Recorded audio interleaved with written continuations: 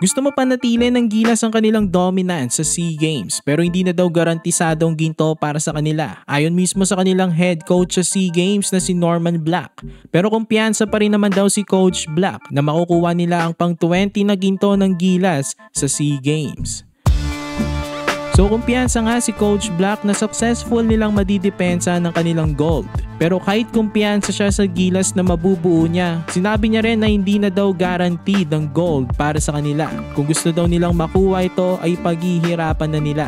Well, agree naman ako doon pero I think ang Gilas pa rin naman ang favorite sa SEA Games. Pero kahit na favorites ang ating national team, hindi na nga ito tulad ng dati na sure gold ang Gilas. Dati kasi kapag pag-uusapan ng SEA Games, halos 100% sure ng Gilas na sila ang makakakuha ng gold.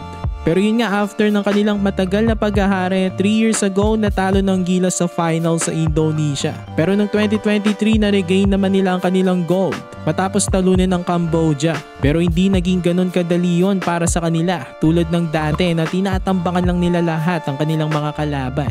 Ang reality kasi lumalakas na rin ang ibang bansa sa Southeast Asia. Kaya ibang-iba na talaga ngayon mga kabakets. Aminado si Coach Black doon. Hindi pa nga daw nila alam ang mga lineups ng ibang team sa SEA Games at hindi rin naman alam ng iba ang kanilang bubuin.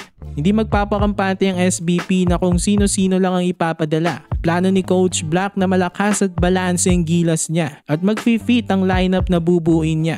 So far, solid naman ang mga nilista ni Coach Black na mga players na nag-commit na. Ito nga ulit yung 8 na nilista ni Coach Black. Pangungunahan nga nila Justin Brownlee at Ange Kwame ito. Tapos nandito rin sila Remy Martin, Jason Brickman, Matthew Wright, Bobby Ray Parks Jr., VJ Pre at Dave Ildefonso. May 4 pa ngang kulang at sa 4 na yon mga big sa UAAP ang gusto ni Black. Posibleng si Mike Phillips kinausap na ni Coach Black. Si QMB naman ay hindi pa nagko-commit pero may chance pa rin naman na maglaro ito sa December. So again, hindi na nga garantisado ang gold para sa Gilas. Pero sa lineup so far ng ating national team, para sa akin kayang-kaya nito maka-gold. Exciting ang makita itong sila Remy Martin, Jason Brickman at ang iba pang mga young guns. Tapos yung team up nila Justin Brownlee at Ange Kwame. Susubukan na naman nga nila maka-gold. Last time na nakaginto sila nung Asian Games. So sana maulit-ulit nila yan sa December. So for more Gilas content, ilike nyo na ang ating video at mag-subscribe na rin sa JB Buckets.